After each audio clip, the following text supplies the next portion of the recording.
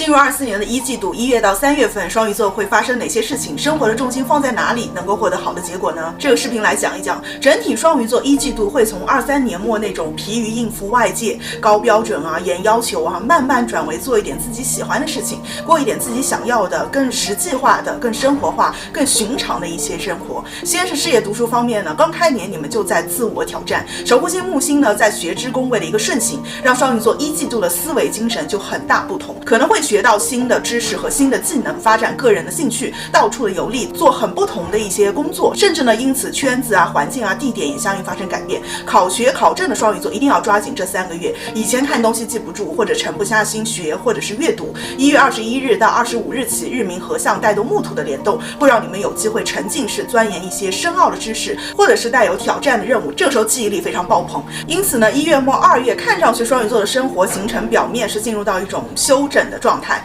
但是不是真的让你们放松的，它类似于一种冥想状态的追求，每天还是要和自我对话、和书本知识沟通的内容，因为比起身体，你们这时更需要精神的疗愈和安定，才能够安心的睡眠，不那么迷茫。转运的关键在于认知思维的领悟，很多人呢这个月也会离身心灵啊、瑜伽啊、中式的一类比较近。整个一季度呢，可以说双鱼座是在找新的自己、定义新朋友的一个时间，有机会接洽新的人脉资源、朋友，包括现实的朋友和精神领域的朋友，都是你们这个时候的贵人。那财运方面呢，1月和3月会更好。1月的财呢，来自多方的一个投喂啊，这个给一点，那个给一点，或者这边存一点，那边存一点，数目不见得很多，但是对双鱼座而言，这意味着我现在能够凭本事拿到这一点，未来我就能够赚更多，所以呢，会有这样的一个希望和转机蕴藏其中。那1月末到2月份呢，对财务要稍微把控一点，特别是2月中旬，火星进入到12宫，有破出去和流出去的迹象。工作当中呢，也稍微注意一下小人和环境的干扰。如果双鱼座你从事的工作特别容易受到环境的影响，这个时候会感觉有一点点推不动，但没关系，这是春寒料峭带来的阶段性的冷空气而已。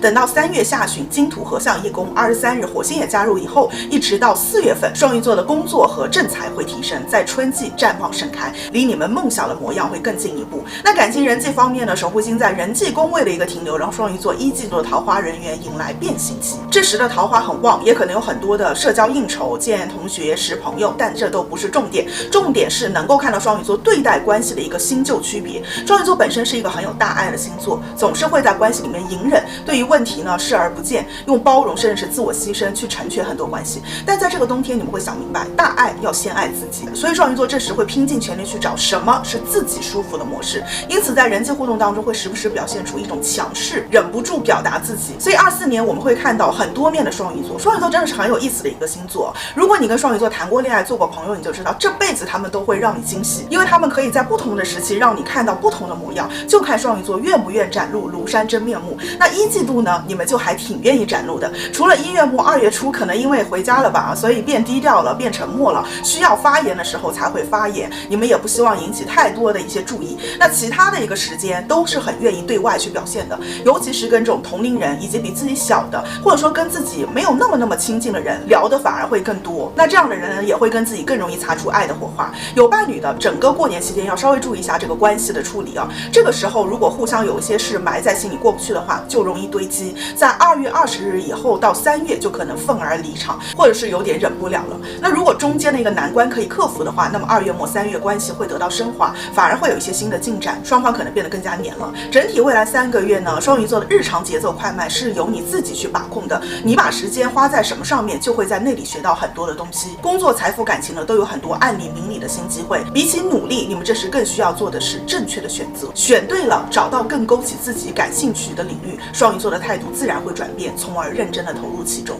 穿戴呢，尽量避免黑色系，女生的话可以做一个紫色系的手指，紫罗兰啊，会更吸引好事的发生。那我祝所有的双鱼座春去冬来又近年，风花雪月谈笑间，新年大吉。我是艾达范老师，用星座和心理学帮你更好的规划生活，我们下期见，拜拜。